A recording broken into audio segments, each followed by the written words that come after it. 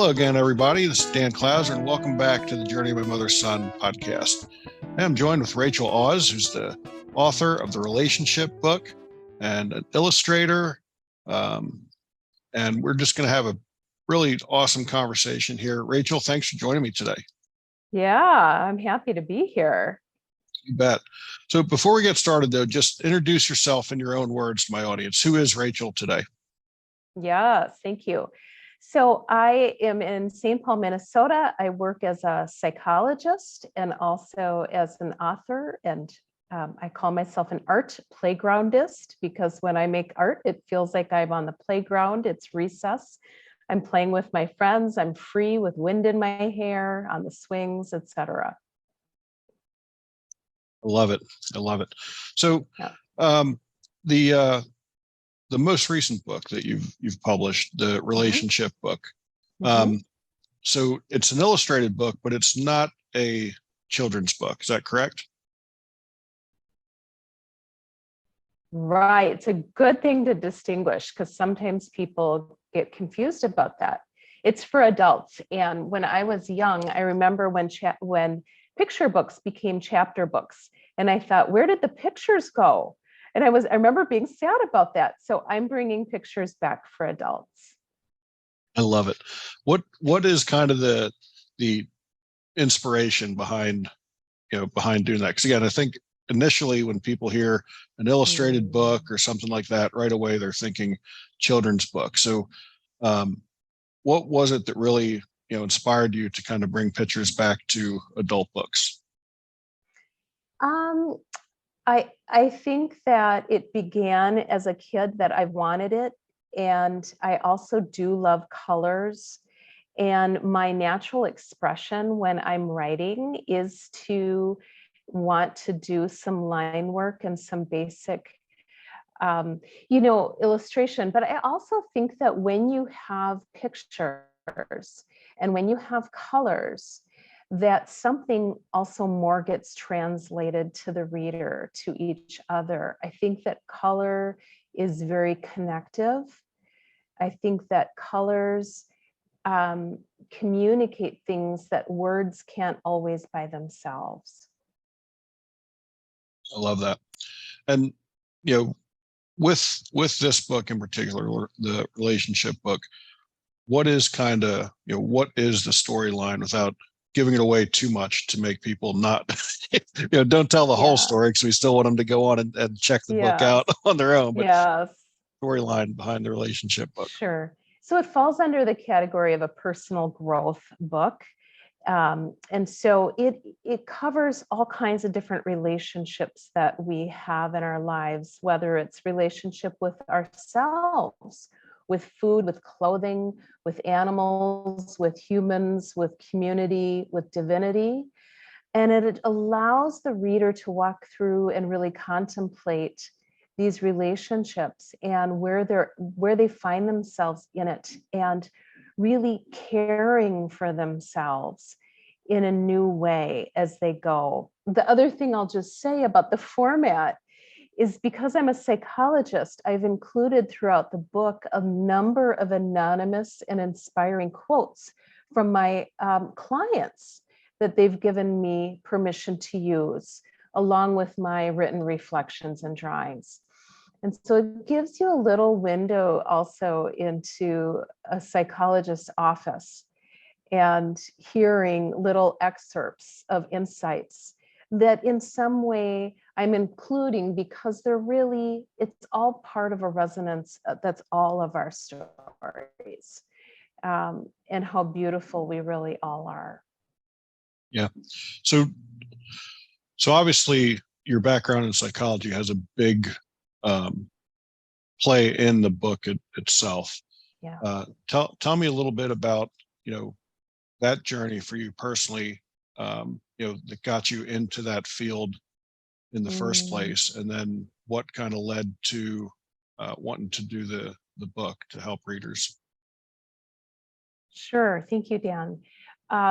In terms of becoming a psychologist, there's a piece about it's just been who I've been throughout my life. So again, since childhood, I've just loved to be there for my friends, and they have often come to me and confided in me their secrets, their heart stories. Um, and so I've rather been playing that role, but now I'm paid for that role, for I'm being paid for who I am, is what it feels like. And then even in school, I enjoyed those psychology classes. And so it just felt like a natural path. This book in particular, I wrote during 2 years of the primary anxiety years of this pandemic that we've been in. These years where it was so clear how important our relationships are with one another, as we became increasingly isolated just to preserve our very lives. And so it just really sat on my heart that I wanted to speak to relationships and to what a connective nature we have as human beings, and really love people up through my book and through these pages. Yeah, and I think that's such an important point because, you know, that is definitely one thing that I think, um, was very glaring during the pandemic, was just, um, again, how much people really do need other people. Like even Yes. myself, I mean, ultimately, I'm an introvert, um, but I still long for human connection. It's just at a different level than what people who are extroverted are. Like, I'm not big on small talk. I mean, I do this podcast to connect with people and to share their stories and help tell their stories. Um, but when that's ripped from us, like, I think we really, you know, most of us probably took for granted that human connection, especially in a climate where we are all very polarized to an extent. We still realized once it was stripped from us that we do need, that connection. So That's what right. was, you know, what was that like for you during the pandemic as you were kind of digging in, um, and deciding to put this on paper? Yeah, it was somewhat therapeutic for me, I suppose, because it just gave me this mission, and it was creatively, a reach back to people, a thread really affirming and confirming our relationships with one another. And so it was delightful, it was fun, it was hard work, but it just, like anything, when you have something to get you up in the morning, that really drives you and you can't wait to get back to it, and a sense of purpose, that is enlivening. That we all need that, of course, that sense of, I wake up and there are things I want to do and that I feel propelled about. So I would say those things. Yeah, and from one author to another, I can relate to the fact that writing can be very, therapeutic. I know Yeah. throughout, both of my books, the writing was very cathartic for me, very therapeutic for me as well. So Yeah. as you were, you know, you kind of set out to do this to help others understand their unique Mhm. human connection, but you mentioned about how it was therapeutic for you as well. Mhm. Was that something that surprised you throughout that process, how therapeutic it was for you as well, or is it, was it really just using your own self discovery then to help others? Because this is my fourth book, the effect on me was not, um, it wasn't unfamiliar. But I will say that because this book was written and illustrated during the pandemic, it felt especially purposeful, and that felt really good. It just feels, you just know when inside yourself, and we can all relate to this, whether you're writing a book or you're turning to a stranger in the grocery store and sharing some sort of um, sentiment together. You can feel in your heart when you are connecting with something important, when you have goodwill, when something has life and something yummy in it. And so I could feel those things happening. And so that just feels good in my heart. It propels me forward to make the next page and the next, just like, speaking to someone, that if you see someone light up with encouragement you give them, or with just certain noticings you share with them, there's something, a feedback loop there of, I am somehow built for this. These are important moments that I continue with. Yeah, and it's really interesting when you talk about that you find, when you put yourself out there and you're helping others, that I never heard it referred to as what you just said as a feedback loop, but it is very interesting to me, because I know, when we're out and we're doing a volunteer project or, helping others, you find that you're almost more fulfilled throughout that process than what you're giving to the others. So expand a little bit upon that.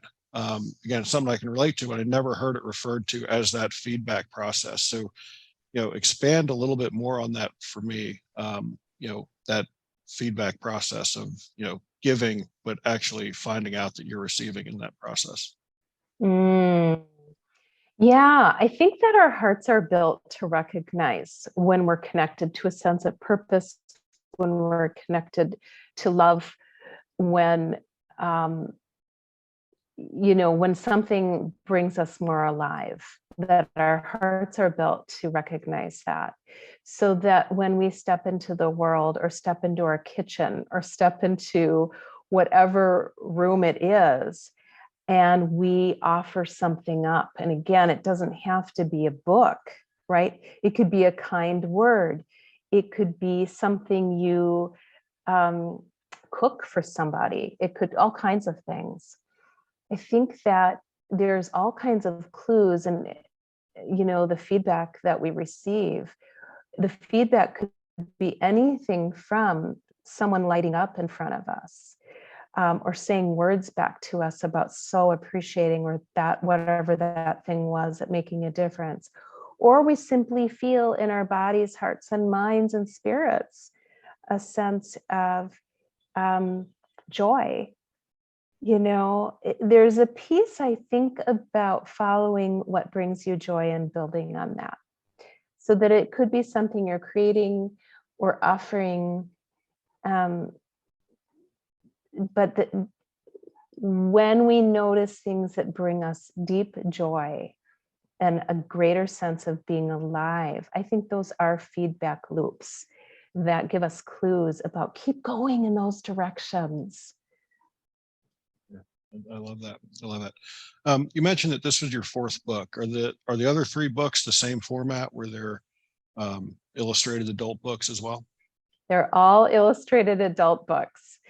My very first book, called All I Did Was Listen, also has a similar thing with anonymous client quotes that were inspiring to me. Although that book is all about transformation, that's all of our transformation, and it's a tender, dear book to my heart, because it's starting from connecting to our messiness inside that we all have, our imperfection, our vulnerability, but our beautiful messiness, the kind that you can imagine that when we freshly awaken from dreams and sleeping, how we have on our pajamas maybe, and we have messy hair and wrinkles on our skin, and the dreams are honest. We don't try to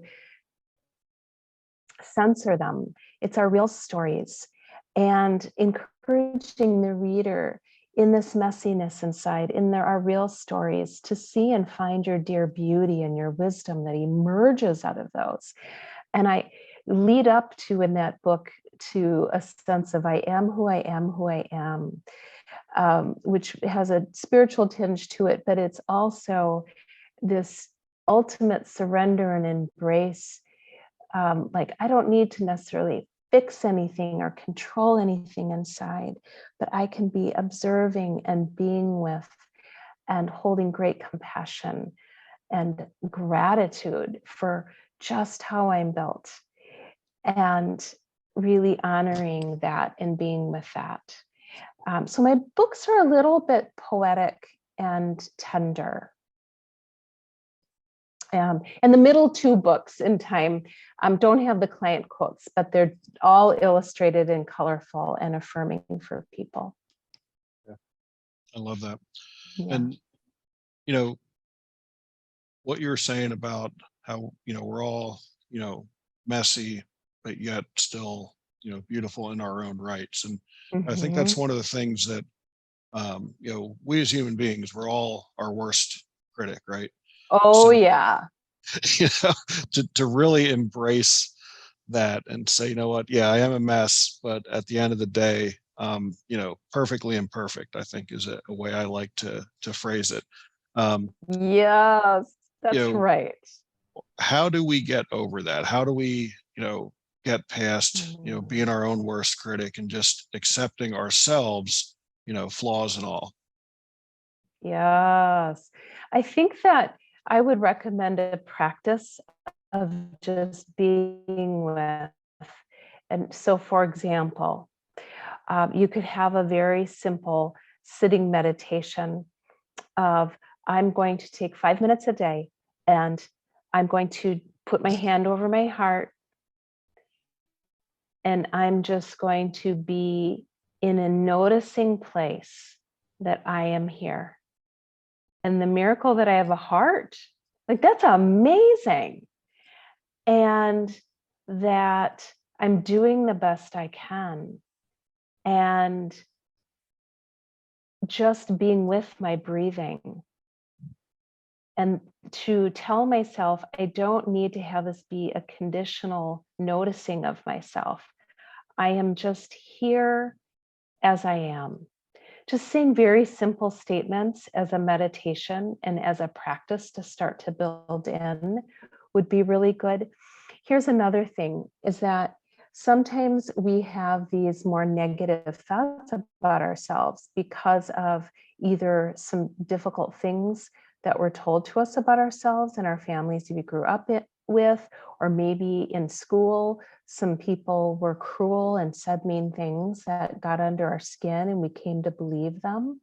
So I think that sometimes going to a therapist and working through some of those messages that got really lodged in there, and then doing the beautiful work of trying to find what are the true messages about me, and having support around that can also sometimes be really helpful.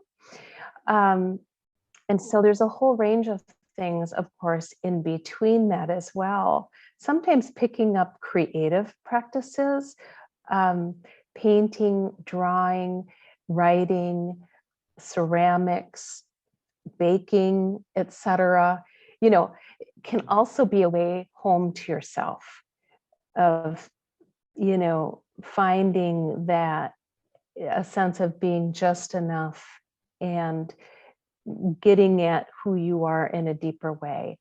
But this could be an all-day workshop. It's a very important question you're asking. Yeah. Yeah. And I think, I think we made some progress as a society on, recognizing the importance of mental health. But we still have a long way to go. I know, when I was growing up, it was, kind of taboo to talk about, mental health and that sort of thing. And it's, I think the pandemic, if there's a positive that came out of the pandemic, it is, that people did recognize what that isolation did to us and what, surrounded that, and, really getting, you know, yourself mentally, and understanding that, the mind, body, and spirit are all tied together. And if one of them is lagging behind, it drags everything else behind. So, Yes. like I said, we've made some Yes, progress, but that's I think we've true. got a way to go. So, Mhm. what is it that we have to continue to do as a society to keep making progress and, having these conversations about the importance of mental health and self-care, where it's no longer taboo, where it's, something that we all recognize as being very important in our lives and our well-being? And you're asking what we need to do as a society? Yeah. Yeah, I think that first of all, I'm so thankful for your podcast because you're doing such a good job of putting these really encouraging podcasts into the world to, encourage people in that way. I think that it does. Mother Teresa says, I make a difference one person at a time. So I think there is something about having some awareness of one person at a time, about saying a kind word and doing the same with yourself, that to be a best friend for yourself, to say encouraging words to yourself, and to be intentional about it. I have a quote in the book. One of the quotes is, one of my goals is to become the person I want to be with, right? And so really working on being a really kind friend to myself, saying nice things to myself, getting myself occasional flowers, right? Providing wild and beautiful experiences for myself because I want to become this beautiful person. Wild and beautiful, like hot air balloon ride. Go show up at a friend's door and sing at their door. Write a letter to an elephant. Just there's so many wild and beautiful things that are available to us in this life, and to become and to love. Yeah, I love that. I love that. Rachel, is there anything that we didn't cover that you'd like to make the listeners aware of? I would love, even if a brief one, I would love to read just a little excerpt from my book. Oh, I'd love that. Yeah, please Oh, do. okay. Some of these are really poemy and rhymey, and then some don't rhyme and aren't quite as much, but I feel moved to do a sweet little one. So this is very light, but yet deep. And here's an example of one of the illustrations in case the listeners are also able to see. Okay. The anonymous client quote is, I signed up to have weekly flowers delivered to me this summer. And my reflection, dahlias, azaleas, and daisies, these are the flowers for me. Lilacs, lilies, and bluebells are the bestest that best can be. Marigolds, mums, and zinnias are the dreamiest, bloomiest too. And roses, tulips, and orchids are the love in I love you. It's awesome. Love that very much for sharing that. You're welcome. So, Rachel, how do people, get a hold of you to find out more about what you're doing, get copies of the books? Where can they find you at on the internet? Yeah, the main place is my website, which is rachellaws.com. I'll spell it quickly, RACHELAWES.com. So, and through my website, you can click on shop, which will bring you to all my books and art. You can click on counseling to see more about my services there, blog, etc. I have a tab about my events. I have many events and speaking and things like that going on. And you can find my Instagram and Facebook, but you could probably just Google my name and find all of those things too. But mostly, I hope simply to leave the listeners with the encouragement that you are worth all of your attention, that you are deeply precious, no matter if you've been told before or not. And I just thank you with all my heart for listening. Love that. Love that. So, Rachel, that brings us to our final question. As you know, the subtitle of the podcast is Many Little People in Many Little Places, which comes from the opening lyrics of the Michael Franti song Gloria, which go, when many little people in many little places do many little things, then the whole world changes. So what's one of the little things that Rachel does on a daily basis to make the world a little bit better place? What is the many little things? I think that currently, whether I think of it consciously or not, I've been doing this for quite some time. I am on the lookout daily for kind words to say to people.